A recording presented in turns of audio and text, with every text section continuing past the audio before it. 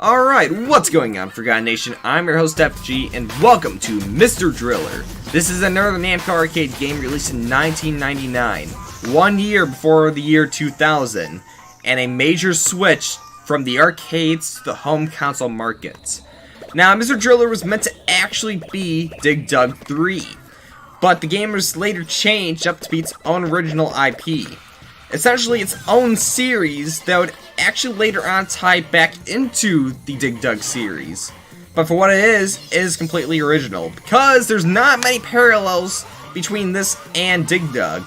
They both function essentially as two different series, despite their canonicity of being connected together.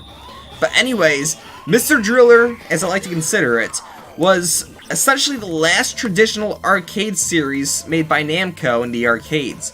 Before, not only would arcade games be more focused on trying to win tickets and more of an amusement rather than a traditional game, but as well as a big switch to the home console market. Because from this point on, not only was the home console market being taken over by storm with the PlayStation, and a couple years later with the original Xbox, but not many were going to the arcades anymore. So with that in mind, I like to call this the last real arcade game released by Namco. Now, I know there's some exceptions. I know there's the Time Crisis series, of course, but it feels like it was made for a home console rather than a traditional arcade experience. So anyways, we're going to go into this. This is the PlayStation version of the game, because it's actually kind of hard to play the original arcade variants of it. So with that in mind, this is the PlayStation version of Mr. Driller, and we're going to be playing the arcade mode. So, let's get past the tutorial and the opening demo. And there's one thing I love about this game, and this port in particular, I love the main menu music. I know it's kind of cheesy to some people, but I don't know, something about it, I don't know.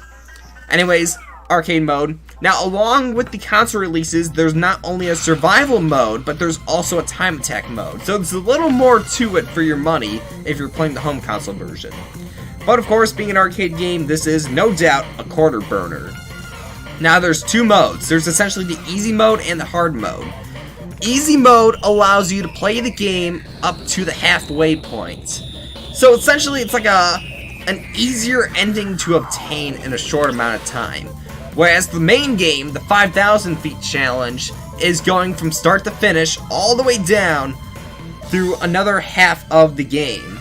It doesn't matter which one you play, but not only are they linked to different leaderboards, but completing the 5,000 foot challenge is the only way to see the true ending of the game. But for the sake of this video and the fact that I'm not very good at Mr. Driller, we're going to be playing the 2,500 feet challenge. Again, the only real difference is that it's only half the game, and you don't get the true ending. So, we're going to go straight into it. Now, as I mentioned, this was originally Dig Dug 3, but it eventually became its own IP. So there's going to be a few parallels, but not entirely. The main gimmick, of course, is that you are drilling from top to bottom, going through all the colored blocks that come in your way. And the idea is that there's two things you gotta watch out for. Number one, if they're gonna crush you from above. If they crush you, it's an automatic life lost, and it's very easy to get squished. Very easy. So you gotta watch out.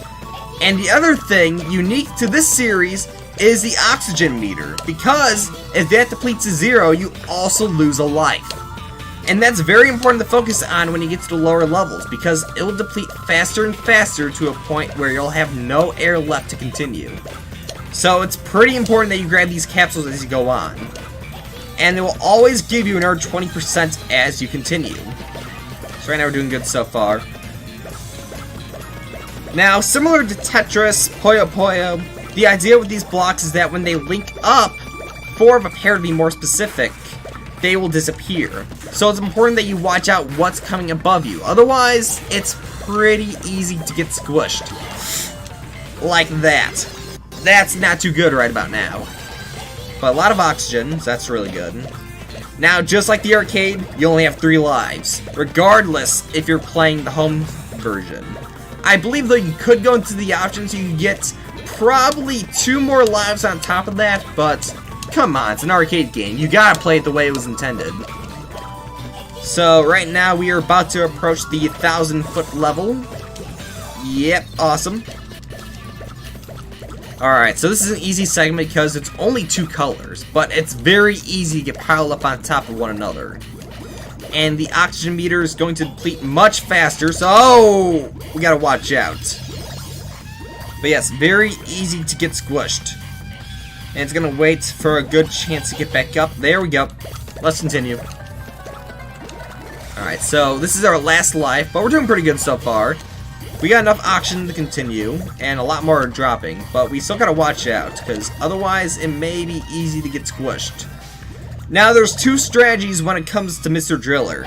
The first is playing essentially Tetris, trying to match up the blocks before you continue. Not a bad thing to do, especially in areas like before where it tends to pile up, but the oxygen meter will deplete faster and faster, and that becomes an issue, especially in the later areas, like right now, and that's a phone call, I don't want a phone call right now, where you're not going to have much time to get these oxygen tanks, which right now, we really need one, and that was not a good play, because when you destroy those brown blocks, that depletes 20% of your oxygen. It's a risky move to make, and that was not worth the payoff. That just cost us our last life. And here's the results screen.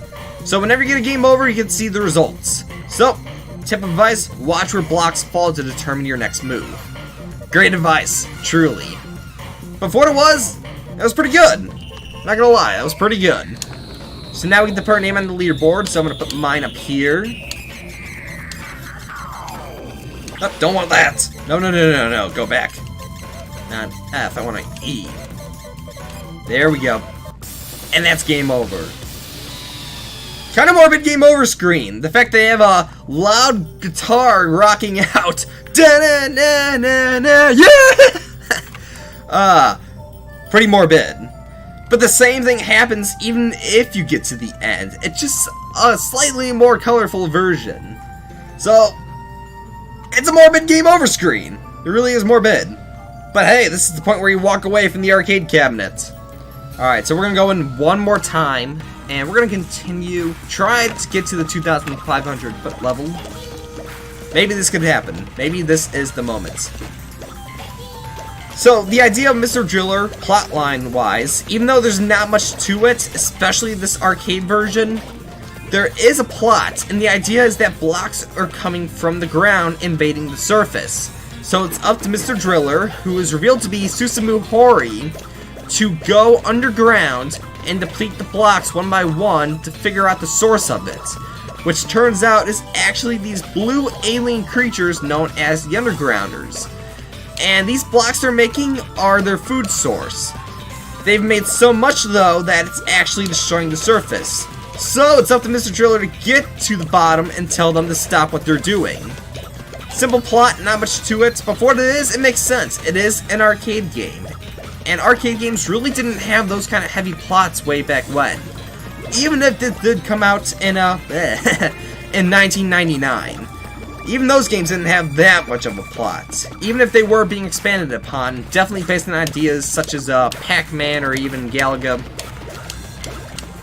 So yeah, nothing too bad at all. So, let's continue down further. Now, going back to the name Susumu Hori, because it's never actually revealed in this version of the game, Mr. Driller as a series did continue on after the arcade released. Here in America, it's had a pretty limited one. I remember more fondly there was titles such as Mr. Driller 2, a part of the arcade version for the GBA. But then there was also some other ones as well. I know there was one for the DS. I know they eventually made a Xbox Live version of the game, which had a lot more levels, by the way. If you think getting to 5,000 feet's hard, try the challenges they give you in those versions, because they want you to go even further than that. So, the game only gets harder, regardless of which version you're playing. I always struggle on the Xbox Live version. But anyways, so America, it's had quite a limited release. I believe the last game to come out was back in 2009. That's how long it's been. It's been a very long time since we last heard from Mr. Driller. But, if you're from Japan, they've actually had quite a bit more than us. The most recent was actually for phones back in 2015. and I don't think I've actually seen any gameplay of it online, whether it's just me not looking or it's kind of hard to come by. They actually still do have Mr. Driller going on in Japan right now. And it's a bit of a shame that we've yet to see another Mr. Driller game here in the US. I think a game for the Nintendo Switch would be great. The portability of it, being able to take it where you go. Especially, I know they released the GBA Mr. Driller 2 for the Wii U. So I don't see any reason they can't make another Mr. Driller. I think it's time we had to come back to the series. But talking more about the canonicity of Mr. Driller, so of course this is Susumu Hori, but going back to being Dig Dug 3, it's revealed that the father of Susumu is known as Teizo Hori, also known as the original Dig Dug.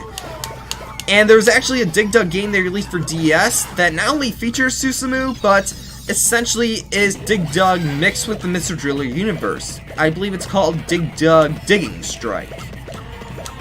It's not the best DS game, but for what it is, it's pretty cool. I enjoyed it, at least when I'd played on the DS.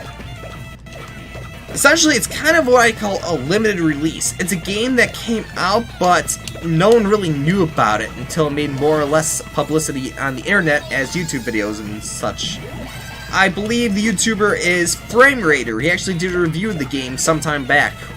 At the time of this recording, I believe. I could be wrong, it could be a different YouTuber. But anyways, we are close to the bottom. Let's see if we can get there. So we gotta go faster and faster. Is this it? We did it! That's the goal! And of course we get bonus points because we have some lives still, and then there's the time bonus. So we did make it to the halfway point. That being said though, this is only the halfway point.